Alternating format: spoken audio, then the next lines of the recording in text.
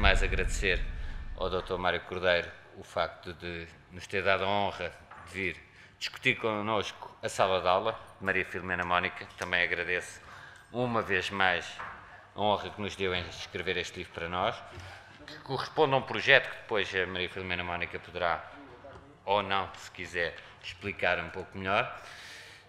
Dá-se a coincidência que já contei à Maria Filomena Mónica que eu e o Mário Cordeiro temos os filhos na mesma sala de aula e, portanto, tudo o que aqui for dito se aplicará a ambos, enquanto pais das crianças da mesma sala de aula. E passava de imediato a palavra ao Mário Cordeiro, agradecendo-lhe uma vez mais. Muito obrigado.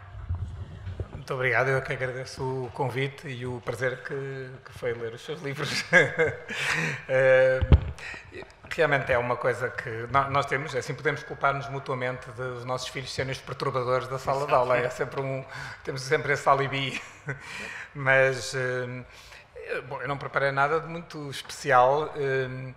O que é que eu vou dizer? Por um lado, que houve momentos ao ler o livro da Maria Filomena em que compartilhei completamente, totalmente, a visão que já vi descrito num jornal altamente pessimista.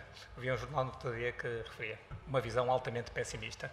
Não sei se é altamente ou baixamente pessimista, não sei se é pessimista ou realista. No entanto, há alturas em que realmente penso o que é que se está a fazer em termos de, entre aspas, educação, e já vou dizer o que penso desse termo, no nosso país, embora também o meu conhecimento, claro, não é generalizado. E ao generalizar alguma coisa, corre-se o risco de penalizar aqueles que, enfim, que vão fazendo um trabalho impecável e aos muitos. Outras vezes, nem tanto. Dá-se um facto curioso, que também passei por Oxford e tive a ocasião de aprender um bocadinho o que é o ensino inglês, o que é que se motiva os estudantes de várias, porque tinha na altura, os meus filhos mais velhos frequentaram salas de aula da escola primária em Inglaterra, e realmente a diferença que é, e isto já há 30 anos, a diferença em relação às expectativas que se colocavam, o que é que se pretendia dos alunos. Bom, essa é talvez a primeira questão que eu queria levantar, será que continuamos com educação, tal e qual o Ministério indica, ou devia ser um ensino-aprendizagem? Educação é assim uma palavra que me faz um bocado de comichão. Preciso tomar um antihistamínico quando ouço essa palavra, educar, porque o educar na escola, não sei se é a prioridade, não sei se se faz só na escola, e depois pergunto o que é o educar, numa perspectiva quase um bocado paternalista. Vamos agarrar nestes selvagens e educá-los para serem pessoas. E às vezes os selvagens estão do lado lá do bastidor, e por isso não sei muito bem se isto realmente corresponde. Vejo a escola cada vez mais deveria ser, quanto a mim, um local onde se ensina, onde se aprende, e quando se diz ensinar e aprender, não são só os professores a ensinar e os alunos a aprender.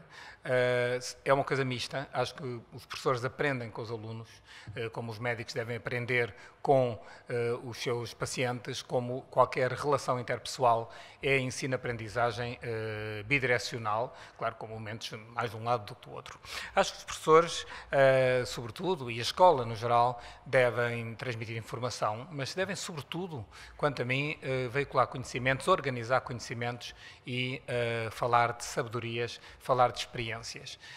Realmente, aqui há uns anos, ainda me lembro na faculdade de professores que tinham, não havia sequer PowerPoints, não havia computadores, não havia internet, não havia nada disso, e lembro de professores que agarravam tinham lá umas ardósias enormes, uns quadros gigantescos, primeiro pretos, depois verdes, mas com giz ainda escrevívamos, porque os livros de texto eram caríssimos, mesmo fotocopiados à surrelfa acabavam por ser caros. Não havia em português, a mim isso não me fazia grande impressão, mas muitos não conseguiam dominar o inglês e viam-se aflitos para estudar e copiavam aquelas aulas em que realmente era transmitida informação simples. Hoje, isso seria completamente impossível. E, embora haja realmente muitos professores que debitam matéria e de uma forma que realmente é impossível por mais interessante que seja uma pessoa a veicular a matéria, interessar alunos igualmente ou em igualdade de circunstâncias que uma internet ou um sítio qualquer na net ou outra coisa qualquer que as crianças dominam muito bem. E por isso, transmitir informação, e se a informação encontra-se atualizada, a de hoje, a que saiu hoje num estudo qualquer, muito mais fácil na internet, por exemplo. Pese embora, obviamente, quando pesquisamos uma coisa, aparecerem vários milhões mesmo de sítios. Se nós pensarmos que vai lá cada página do ecrã tem 15, já estou a ser muito benevolente, eu pergunto o que é que está na página 4537. Quer dizer, é uma coisa, a gente vê uma página, vê quanto muito a segunda e duvido mesmo que alguém passe da, vai lá, 8ª página da internet. O que é que está para lá dessa fronteira? É engraçado, não sei. Mas eu acho que, sobretudo, uma coisa que é preciso agora é sabedoria, é experiência. Talvez o que caracterize muito a sociedade atual é alguma falta de experiência, demasiada informação e grande carência de experiência. Até porque a informação é dada, e vejam, não só ao nível da escola, mas, por exemplo, ao nível dos mídia, ouve-se uma rádio às 9 da manhã e vem uma notícia sensacional de abertura que dá direito 2 minutos antes até a um pequeno spot sobre a notícia, não perca, daqui a bocadinho, urgente, veja, e depois a pessoa ao meio-dia quer saber o que é que aconteceu e varreu-se, porque entretanto já houve outra coisa qualquer. E isto é no desporto, é na política internacional, é na política nacional, é na ciência, no que for. É tudo efêmero, o que de facto não dá para construir conhecimento. Eu creio que o primeiro passo deve ser a organização da informação no sentido de construir algo que conheçamos. No entanto, conhecimento também só por si já é melhor que informação, mas ainda não chega. E acho que a escola deve fazer arranjar maneira de transmitir sabedoria. E isso vem da experiência. Pressupõe-se que um adulto não é uma criança só relativamente ao tamanho, ou ao número de calças ou de saias ou outra coisa que usa. É seguramente porque tem mais anos vividos. Não considero que os alunos sejam mais inteligentes do que os professores sejam mais inteligentes que os alunos, ou que a geração A seja mais inteligente que a geração B. Mas já cá está há mais anos. Tem mais dias de vida e, portanto, tem mais experiências, viveu mais coisas. E eu creio que isso é a transmissão dessa experiência é que pode, de facto, ajudar. Nunca me esqueço de um episódio, uma vez havia um pediatra que já morreu, um pediatra de desenvolvimento de Londres, que era o professor Illingworth, que deu a sua aula aos 80 anos, resolveu dar uma aula de comemoração dos seus 80 anos. A faculdade dele fez uma homenagem e ele deu uma aula. E a aula intitulava-se Todas as burrices que eu fiz na minha vida. E contava coisas como, por exemplo, ele era pediatra de desenvolvimento e utilizavam-se naquela altura muitos testes de desenvolvimento, e então uma das coisas que ele contava é que, de forma arrogante e pomposa, como ele dizia, usando até outros termos, deu um puzzle a uma criança, pôs assim as peças todas e diz, agora faz.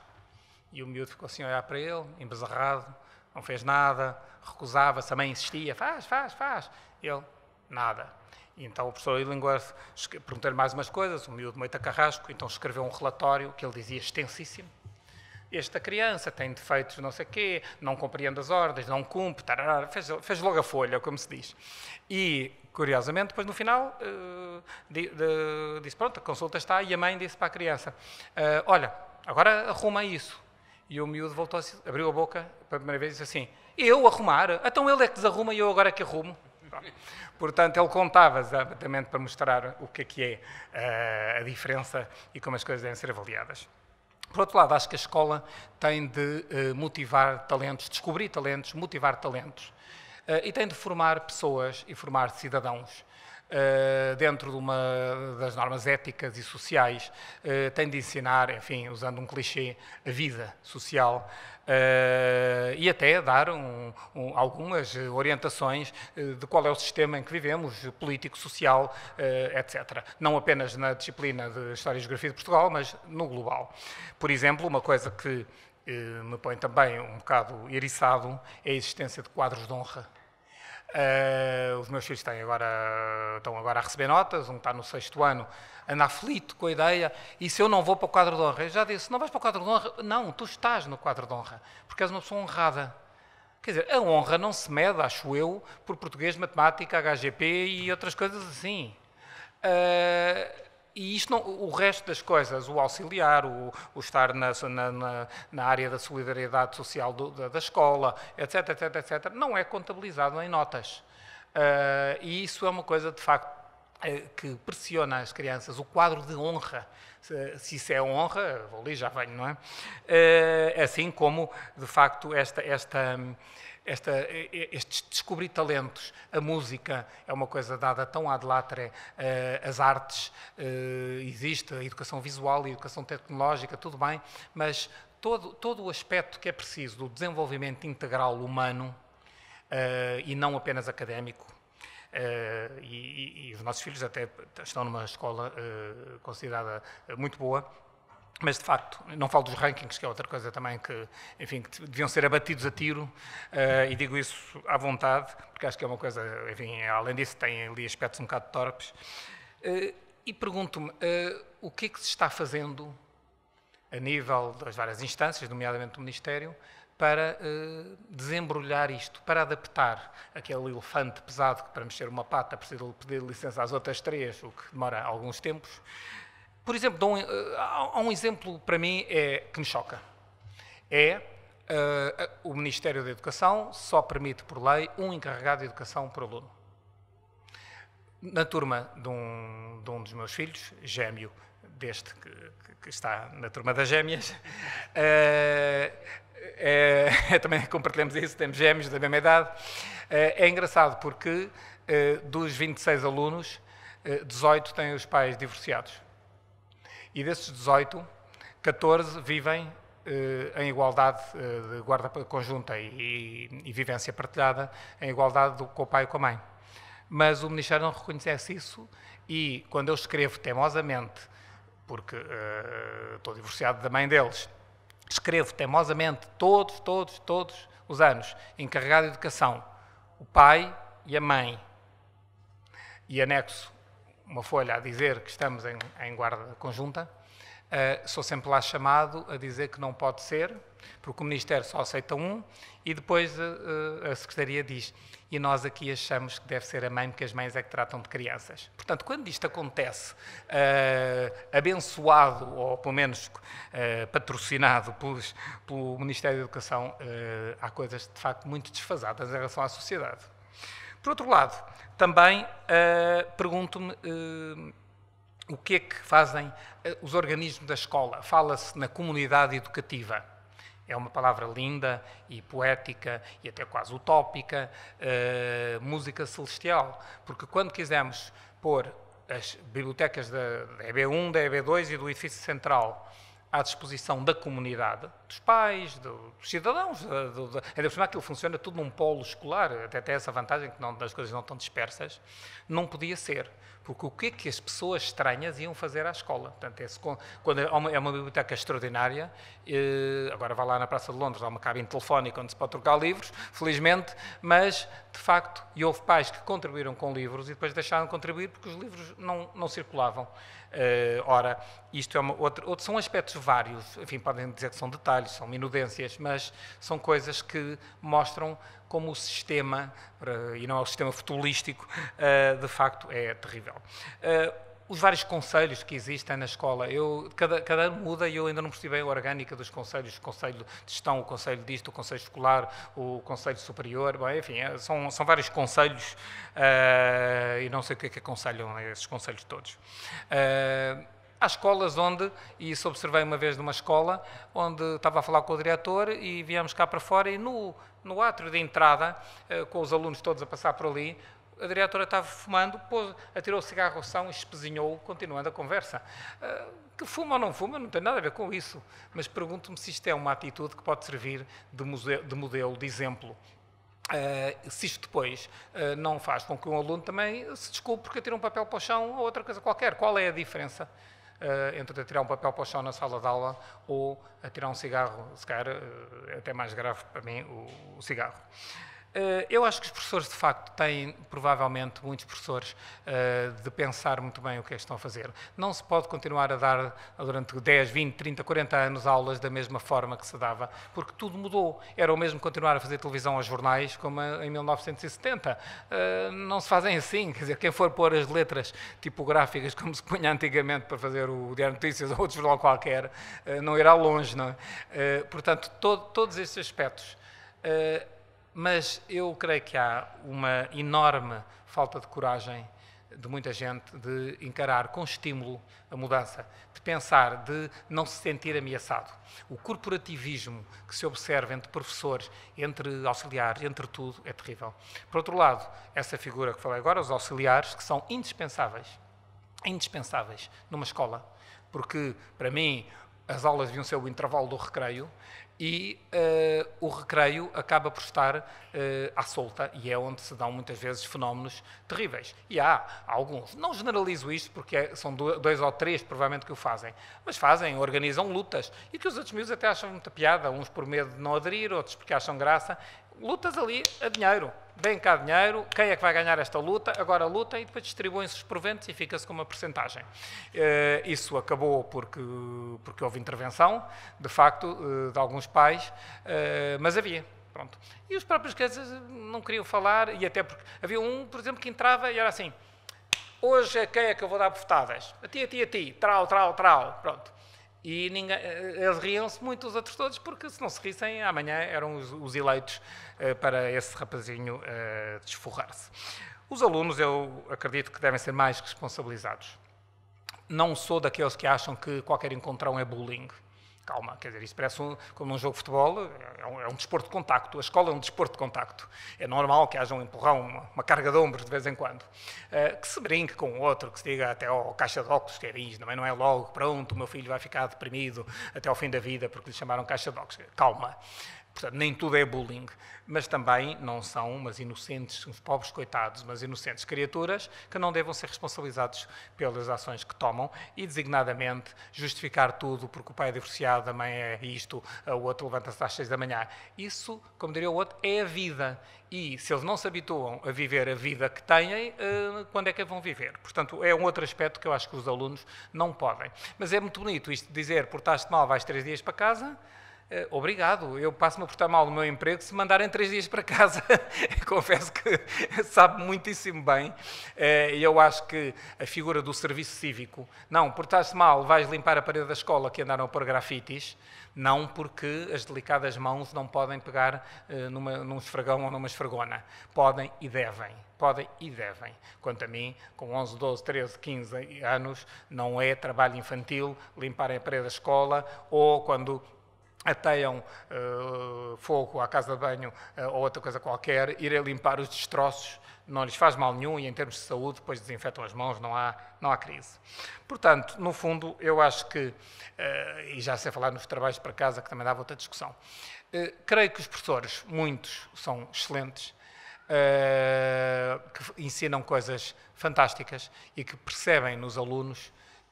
E um dos meus filhos teve um que ensinava coisas desde grego, a origem grega das palavras, e romana, e ia dando as aulas e discorrendo no 4º ano sobre as coisas e tudo depois no final fazia sentido.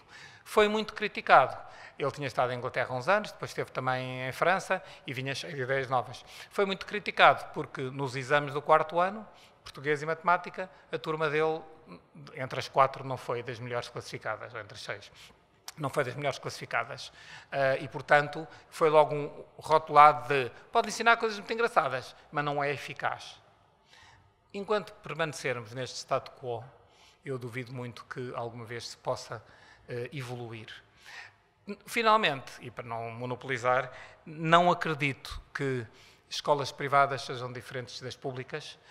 Aliás, a Maria Filomena falou disso, abordou este assunto porque analisou as escolas públicas, mas teve o cuidado sempre de mencionar isso, que isto não era uma condenação nem uma crítica das públicas para ser aproveitado depois pelas privadas. Eu creio que, apesar de tudo, na escola pública há uma noção mais clara do que é o ecossistema social, do que é o tecido social, e isso acho que é um fator muito importante para o futuro. para o futuro destes jovens todos. Creio que, de facto, o sistema de ensino-aprendizagem tem de levar uma volta. Já, às vezes, partilho um sentimento que muita gente tem de isto só com implosão, mas como implodir seria complicado.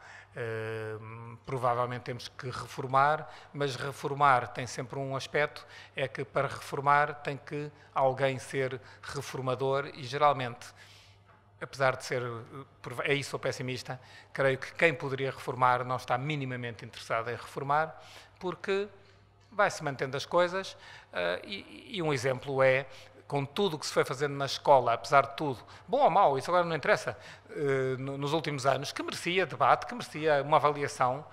Reparem que nos últimos anos, até há bem pouco tempo, a única coisa que esteve em cima da mesa era a avaliação dos professores. E mais nada. Nada de mais, as AECs, isto, aquilo, aquilo outro, as atividades várias, nada disso se discutiu. E é pena. De maneira que eu acho que estes livros, este e o outro, são de uma enorme pertinência, mas deviam ser, de facto, discutidos, debatidos, deglutidos pelos professores e demais pessoas e tentar, de facto, que a escola seja um ponto equilibrado. Há bocado falei dos auxiliares. Os auxiliares não têm sindicato dos auxiliares, não têm uma fan auxílio que possa vir para a rua e fazer barulho, e por isso passam desapercebidos.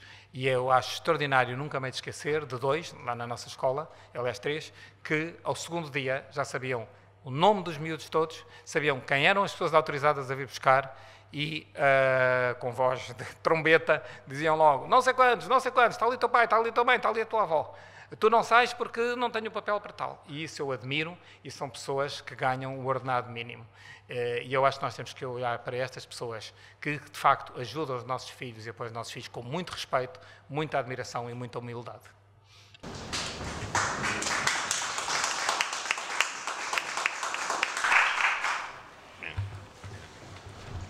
Eu fico contente que se tenha falado nos auxiliares de educação, porque eles aparecem pouco no livro, exceto num outro caso, quer um professor, quer um aluno, dizem que eles são uma espécie de primeira barricada com que a indisciplina se tem que defrontar. Portanto, sobre eles cai uma pesadíssima carga.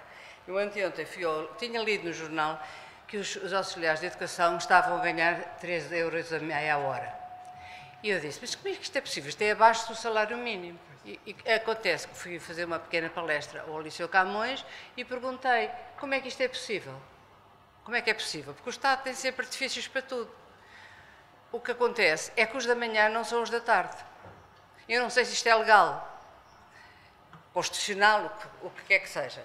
É, de certa maneira, imoral e injusto. Porque pessoas que nós reconhecemos que são muito importantes para uma das questões principais do ensino público, que é a questão da disciplina, estão a receber salários de miséria e nem sequer estão em salários completos, porque o diretor me disse, não, o Ministério, o que nos manda agora são auxiliares para as de manhã e auxiliares para a tarde, que é para eles não poderem reclamar o salário mínimo. Isto é um pormenor, embora seja um pormenor importante. Espantou-me muito quando saiu o livro, porque eu disse para aí umas 400 mil vezes que era uma defesa da escola pública. E vieram nos blogs, que eu não leio, mas que tenho uma irmã que é fanática, que tem a caridade de mandar blogs para me chatear, a dizer que isto, mesmo que eu dissesse que defendia o ensino público, era uma defesa da escola privada. Não, não é uma defesa da escola privada, nem subliminarmente, nem de qualquer outra maneira. O que eu estou a defender é a escola pública. Acho que a justiça social se processa ou acontece de duas maneiras, quer através da redistribuição da riqueza feita de forma razoável. O Presidente da República Hollande já percebeu que a maneira como ele queria redistribuir a riqueza era maluca, porque taxar 80% dos ricos faz com que os ricos vão todos para as Ilhas Caimã. Eu ainda não me informei muito bem, mas para o próximo ano vou-me informar, porque faço atenção de ser também uma exilada fiscal, se isto continua assim. Portanto, a outra maneira de Portugal, que é uma das sociedades mais, eu julgava que era a mais desigualdade da Europa, não é do mundo, Quer dizer, mesmo comparando com os Estados Unidos, que é uma sociedade muito rica, a desigualdade, como sabem, nos Estados Unidos é enorme, e aí tem o problema da raça, que é um problema muito complicado. Mas é uma sociedade muitíssimo desigual. E a escola pública, se for boa, eu vejo para alguns alunos que me chegam à universidade, alguns deles são filhos ou de ferroviários ou de classes muito humildes, coisa que não sucedia no meu tempo. Eu sou, ao mesmo tempo, fruto de uma escola privada, fui péssima aluna, errática, só me dava para ter boas notas quando me apetecia e me passava pela cabeça. Desprezava totalmente o ensino que me foi dado e tive 14 anos numa escola privada.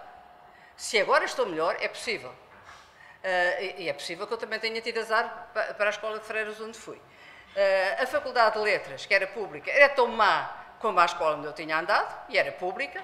Portanto, aqui o que eu defendo é que as escolas sejam boas, sejam elas privadas, sejam elas públicas. Em princípio, eu sou a favor da escola pública, uma coisa que disse Mário Cordeiro, que é as crianças devem ter contacto tão cedo quanto possível com outras pessoas, seja de outras raças, seja principalmente de outras classes sociais, porque senão ficam com a sensação, especialmente as meninas ricas, que toda a gente em Portugal vive como elas. Porque eu já ouvi conversas que mas porquê que eu não tenho piscina? Lá na escola todos os meninos têm piscina em casa. Portanto, e isto nunca desaparece. Na minha geração, os filhos dos ricos que andavam nas escolas privadas achavam que existia o mundo deles e depois havia as outras pessoas. A escola pública o que dá ad latera e como suplemento a noção de que o mundo é feito de diversas gentes.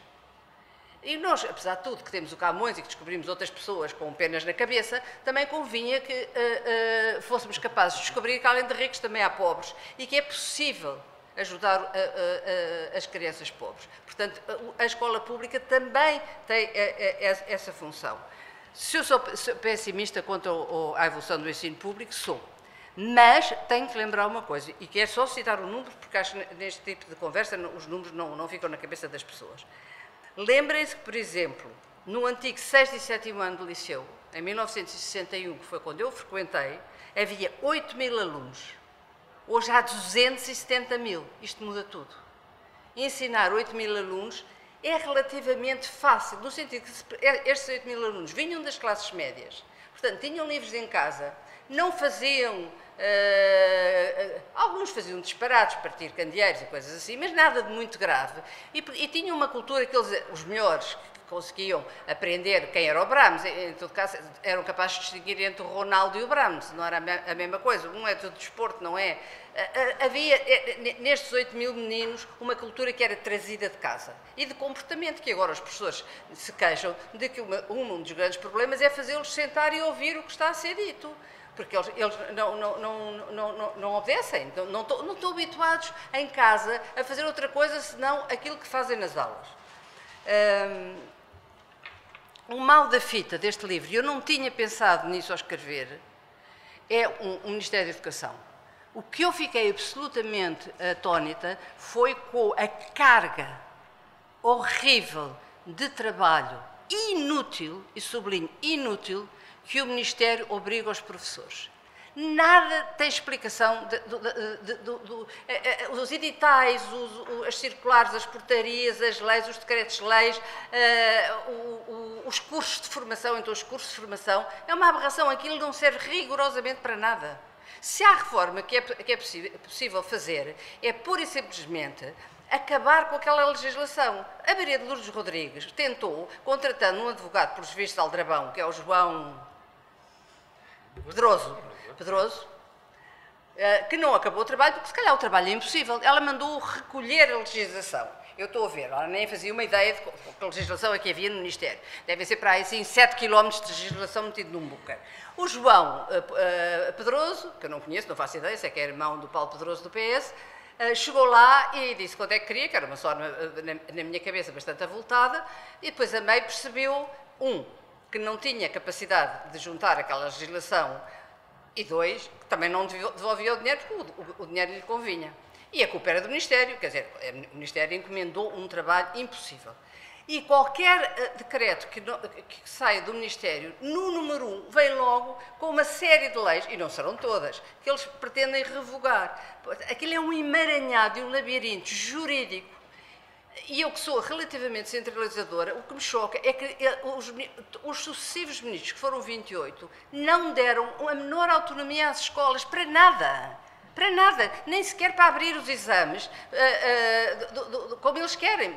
Há uma portaria que diz, não esquecer de levar uma tesoura para abrir o envelope dos exames. Mas então há algum professor que precise de um edital, ou não é um edital, uma circular, a dizer que é preciso... Os professores são tratados como robôs. Isto é o que mais me chocou. Se há professores bons, há. Se há professores maus, há. Se há baldas, também há. E eles próprios o reconhecem muito facilmente. Se algum dia o Ministério mudará, dificilmente.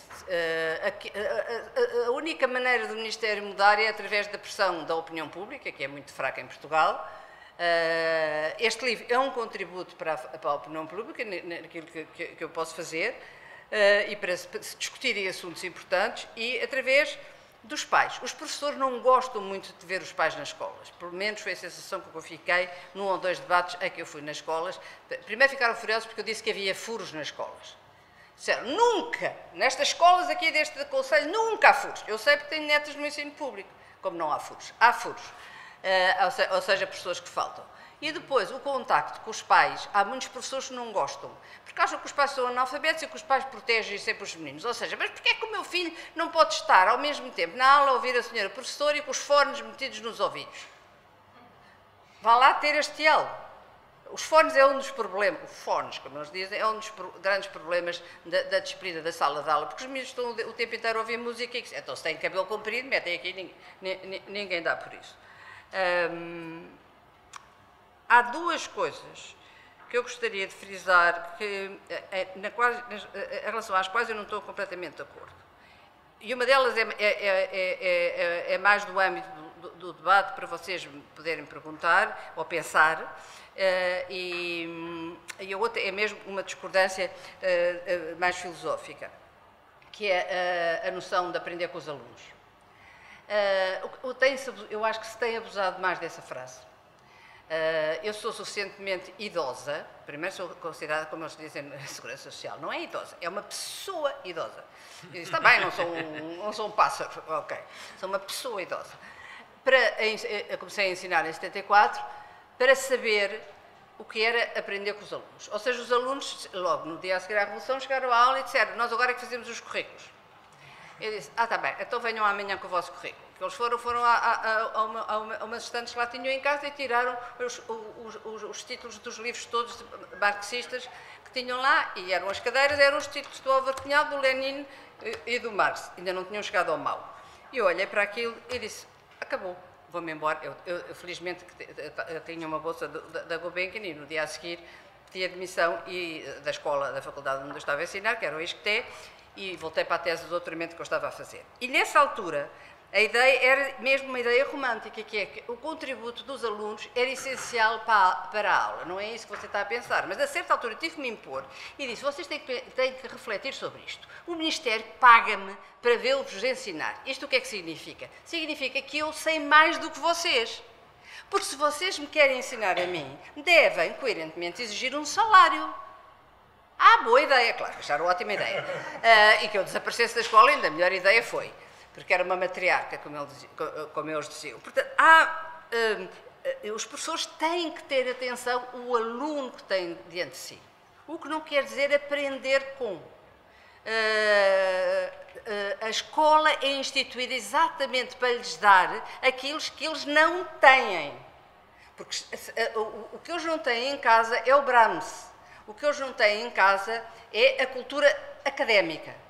E o respeito pela cultura que eles trazem de casa é perigosíssimo. É não só, por exemplo, a cultura cigana, que faz com que as raparigas saiam das escolas aos 13 anos, mal atingem a puberdade, como, de certa maneira, no século XIX seria a cultura do sul dos Estados Unidos. Então, era muito boa a escravatura, porque era a cultura do sul dos Estados Unidos. A cultura de onde veio o aluno não tem que ser respeitada se não for respeitável do ponto de vista moral. E o professor sabe mais que os alunos e está ali pago pelo Estado, com o dinheiro do contribuinte, e é por isso que o professor não pode falhar, não pode faltar uma aula, tem que preparar todas as aulas e ser exigente. Isso liga-se com o outro, aqui é mais uma crítica. Eu sou a favor do quadro de honra. Apesar de ser péssima aluna, sou muitíssimo competitiva e isto tem a ver com temperamentos. E a coisa que eu mais me divertia era estar no quadro de honra mesmo sem saber nada. O que acontecia, estar no quadro de honra não exige necessariamente uma grande sabedoria, exige uma grande lata. Portanto, nas orais, uma pessoa que é, nas escritas, eu sabia os truques, no fundo sabia os truques, mas isso não se aplica a toda a gente, eu não vou só falar de mim. Por exemplo, os meus filhos e as minhas netas, não há quadro de honra.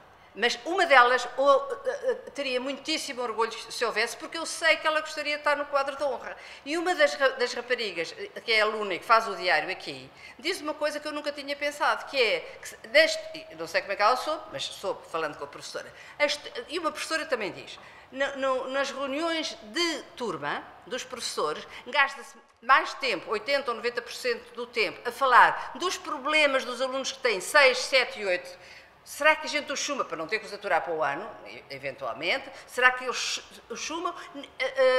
Fala-se mais dos maus alunos do que dos bons. Daqueles que têm 17 ou 18 e poderiam ter 19. Os bons alunos também têm que ser motivados e, principalmente, deve-lhes ser reconhecido o mérito. E o quadro de honra pode ter alguns aspectos desagradáveis, ou seja, não se pode confundir o quadro de honra. Eu sei que o Liceu Francês, por exemplo, acho que sempre teve, mas eu nunca tive contactos com o Liceu Francês. Eu tirei os meus filhos de uma escola que era uma escola muito pequenina, que era a Ave Maria, muito boa academicamente, mas eu sou agnóstica, portanto a escola era muito católica e eu resolvi que, não sendo católica, não era coerente comigo própria se deixasse os meus filhos fazerem a primeira comunhão. E nessa escola havia não só um quadro de honra, coisa com a qual eu princípio estou de acordo, mas havia uma espécie de prémio aos meninos chamados os amiguinhos da Minhana. E eu achei que aquilo era agora o culto do Stalin. Então, os meninos vinham para casa, um dia a minha filha apareceu cheia de umas estrelinhas porque era muito amiguinha da Minhana. Eu disse, essa amiguinha da diretora, porque aquilo era uma escola muito pequenina, tinha para aí 50 alunos ao todo. O que é que isso quer dizer? Foi boazinha, gostei muito dela, portei-me muito bem. Eu disse, bom, eu já estava a pensar, e eles estavam lá de graça, ainda por cima, porque o meu primeiro marido tinha sido um dos alunos do primeiro ano dessa escola Ave Maria, que hoje em dia ainda existe e acho que é uma escola bastante disputada e tida como boa. A parte do culto da personalidade eu sou contra, dar manteiga aos professores, etc. A parte do reconhecimento do mérito é bom, porque os alunos, se podem, são preguiçosos. Eu sei que são preguiçosos, vejo meus filhos, meus netos e eu própria. Eu só fui boa aluna. A minha nota que eu tive foi quando eu quis mudar de economia para filosofia, contra a vontade dos meus pais, que achavam que melhor era casar-me aos 18 anos com um menino mais bem comportado, com quem eu na altura namorava, e portanto que a melhor era não ir para a faculdade. Ele meteu-se na cabeça ir para a faculdade e estudei sozinha, tive literatura portuguesa, foi a nota melhor que eu tive, e isso deve ser premiado, e a preguiça deve ser punida, e o quadro de honra é isso, há alunos que se esforçam e outros que não se esforçam. Aqui entra um problema que não tem solução, que é o problema da origem social. Porque, evidentemente, os alunos que estão no quadro de honra tendem a vir de classes sociais superiores e não inferiores. Embora, como eu digo, eu tenha tido muito bons alunos que são filhos de pais trabalhadores e não me venham depois os alunos dizer-se Sr. doutora, dê-me lá uma nota melhor, porque sabe, a minha avózinha era uma camponesa do Alentejo analfabeta. Eu disse, olha, supera esse trauma. Estudas mais que os outros, paciência, a vida é feita assim. Não é aqui um plano igual para todos, tens que subir um bocadinho com mais força. Pronto, acho que terminei, basicamente dizendo quais eram as convergências e divergências. Não sei se há... Eu queria só esclarecer umas coisas, e já não lembro todas, não há quadros de honra. O quadro de honra foi até 74, agora são quadros de mérito e excelência. E só? Mérito e excelência, são dois. Depois é assim, há sindicatos para funcionários auxiliares. Existem. Podem estar caladinhos, mas existem. Não tem a visibilidade. E outra coisa, os 13 euros à hora, 13,5 é verdade, mas esse dinheiro é dado para limpeza, não é para os auxiliares. O que acontece é que como as escolas têm poucos funcionários auxiliares, servem-se desses que seriam só para a limpeza para fazer o outro trabalho. E todos os funcionários da escola também fazem limpeza. Estamos a falar nas escolas públicas. Sim.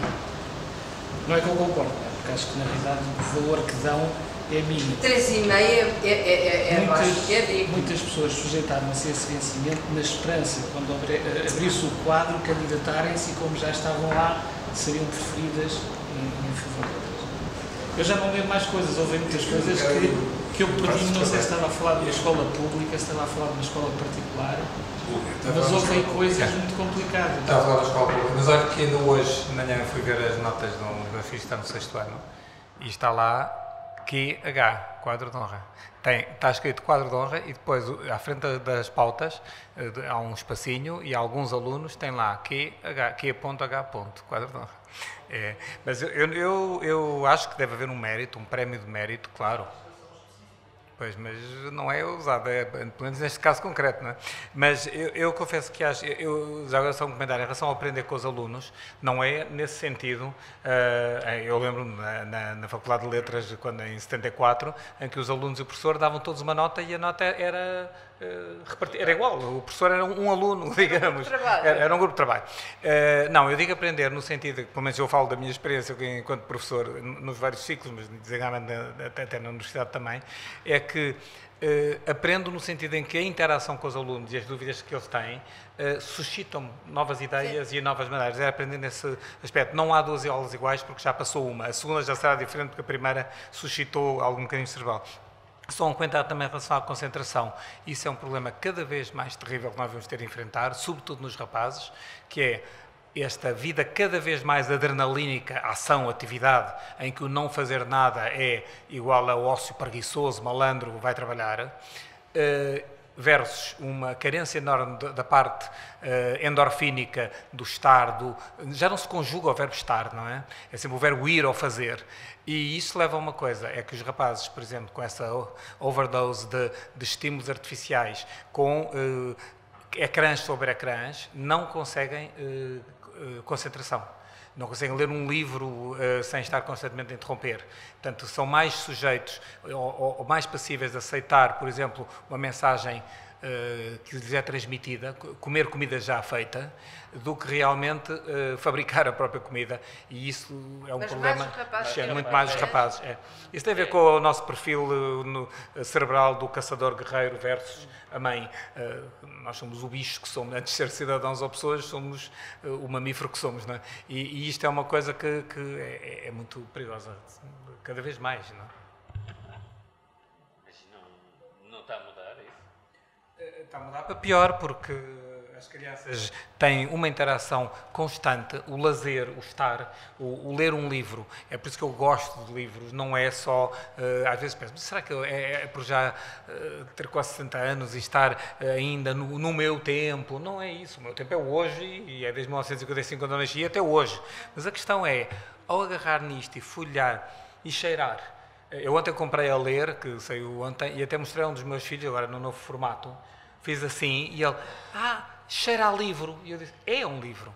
É o cheiro do papel, é o folhear, é o ir para trás, é o deleitar com um livro, é o tacto. Quer dizer, como é que é possível que um animal que tem o olfato e o tacto como maiores sentidos esteja a tornar-se audiovisual? Há qualquer coisa aqui que não joga bem, do ponto de vista biológico. E isto tem um impacto enorme na parte educativa, como não podia deixar de ser. Isso liga-se, por exemplo, com o tédio. Eu faço muitas vezes, pedagogicamente, o elogio do tédio. É bom estar aborrecida. Não passam a vida ao telemóvel. O que é que fazes? Porque as conversas também são frescas. O que é que fazes hoje? Nada. E tu? Também nada. Avó, não temos que fazer nada, então hoje não temos programa. Mas é bom haver um espaço em que não tem que fazer nada. Porque muitas vezes é por estarem aborrecidos e ociosos, mesmo que não sejam leitores fantásticos, que esse vácuo os leva à leitura. Há agora uma tentação, especialmente em países, pode chegar a Portugal, porque é muito barato, que é a tentação dos cursos online. A ideia de que o professor, de certa maneira, é prescindível, porque se puser um professor a falar para os alunos, que é a mesma coisa, quase como fosse aqueles cursos pequeninos TED, mas em 45 minutos ou 55. Eu vi um ou outro, por exemplo, de filosofia moral, e são muito bons, para quem sabe e já leu muitos livros, mas não substitui o professor de carne e osso. Não se pense, e vai haver uma enorme pressão das grandes companhias americanas, nomeadamente, há uma que tem bons cursos, que é a Coursera, de tentar países que são assim já suficientemente cultos como o nosso, não é provavelmente para o Congo ou para o Senegal, os professores são ainda muitos, ainda estão no quadro, mas quando eles começarem a desaparecer, ou os ministérios conseguirem despedir mais, de comprar cursos pelos vídeos, com o argumento que são tão bons como um professor. Não são. Porque o ensino, eu estou de acordo consigo, o ensino, e relembro um filósofo conservador chamado Oakeshott, é uma conversa.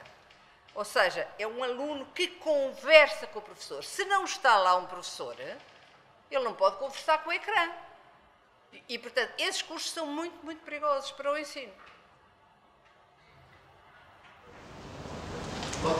Desculpa, só tenho que nos também.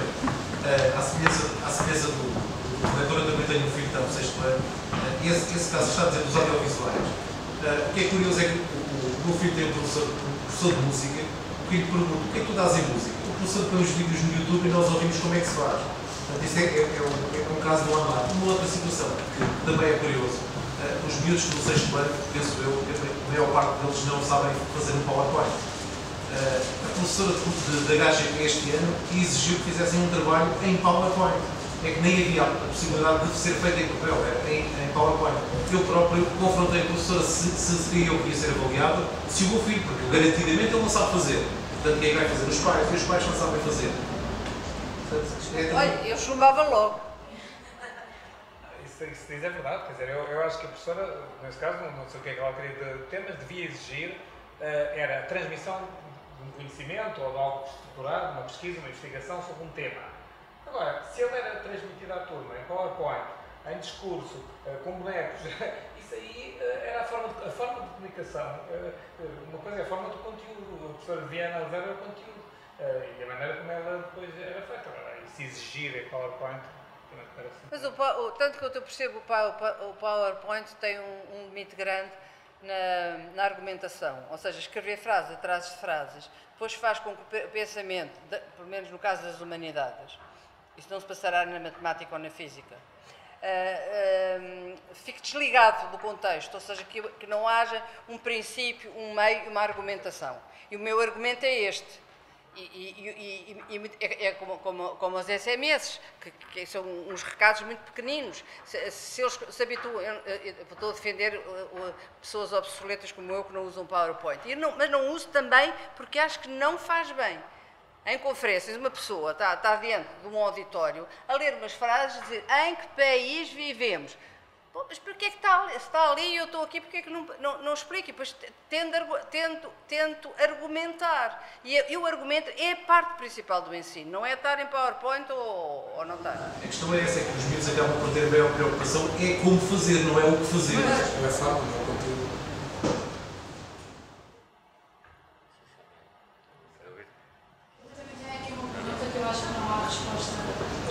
Que me angustia um pouco.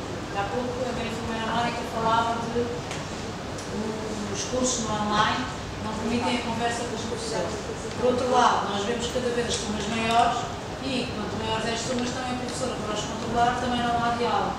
Onde é que está o equilíbrio? Porque, ao fim e ao cabo, quer dizer, fala-se aumenta acima dos 20, há estudos, há um número ideal ou devemos só olhar para a questão económica de que há uma questão de condição de custo que vamos aumentando e os professores que se desenrascam? Há um número ideal. Este é o número ideal.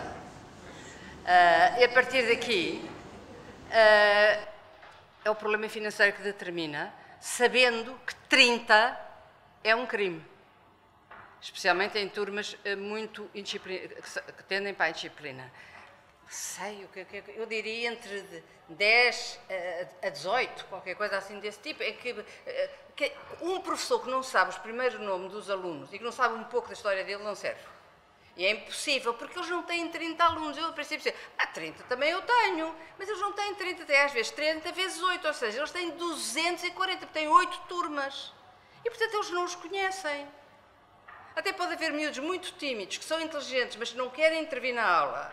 E eles chegam com uma sensação de que aquele aluno não é proativo, lá, aquela linguagem nova que agora se fala. Que o que mais aprendi foi, de facto, nos tutorials em Inglaterra, foi. E aí era o supervisor e eu. Que isto é o sistema mais caro do mundo, é. E é impossível existir, mesmo nas faculdades portuguesas. É impossível existir. E quando existe, e isto estou a criticar os meus colegas, eles faltam aos tutorials, não orientam os alunos devidamente e a orientação de tese é muito mal feita em Portugal. Quer dizer, a tese é apresentada e pode demorar 8 ou 10 meses a ser discutida. Isto não é decente. Quer dizer, um aluno está nervoso. Um aluno de um doutoramento, quanto tempo é que você esperou? Eu não sei.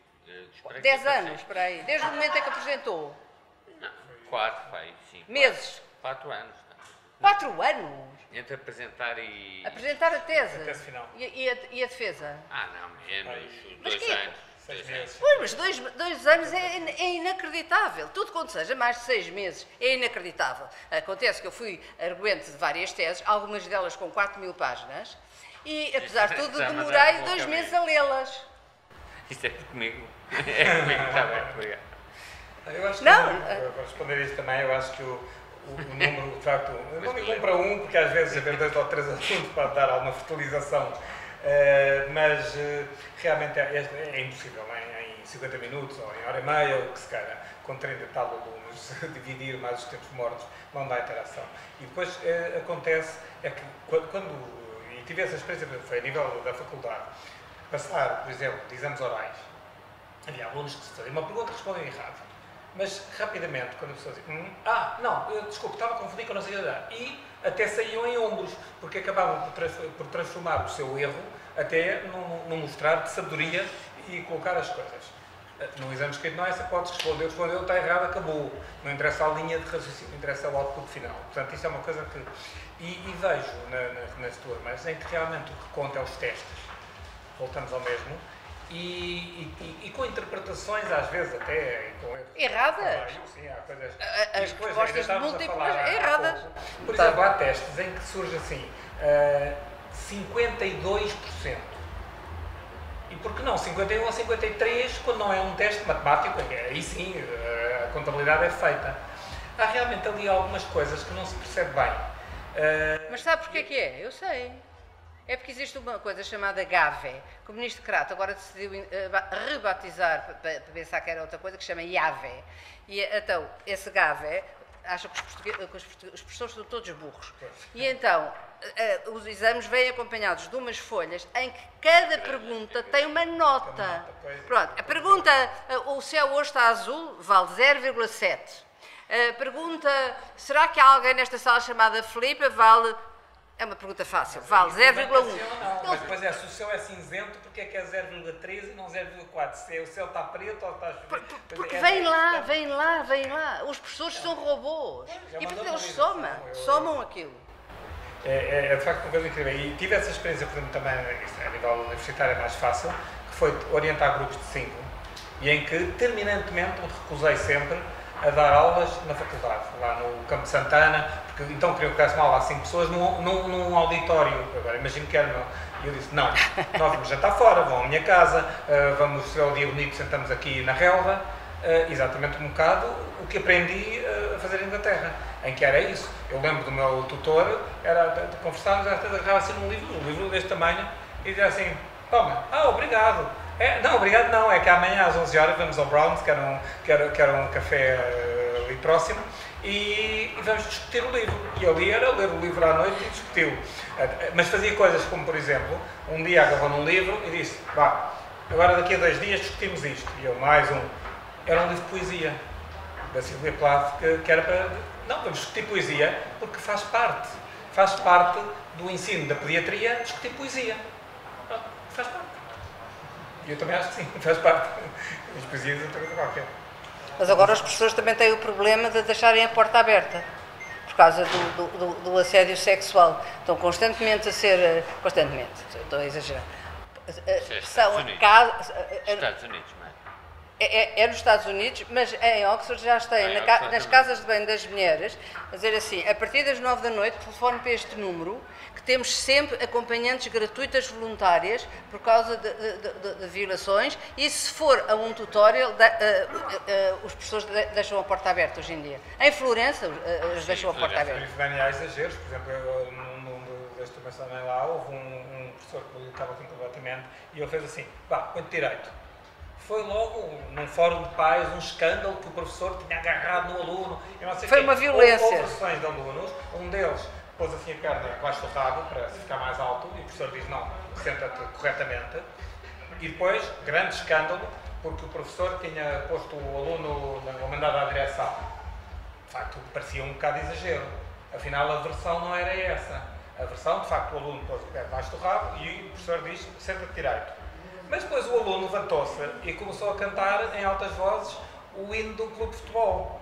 E foi por isso que foi à direção. Mas essa parte foi omitida da história.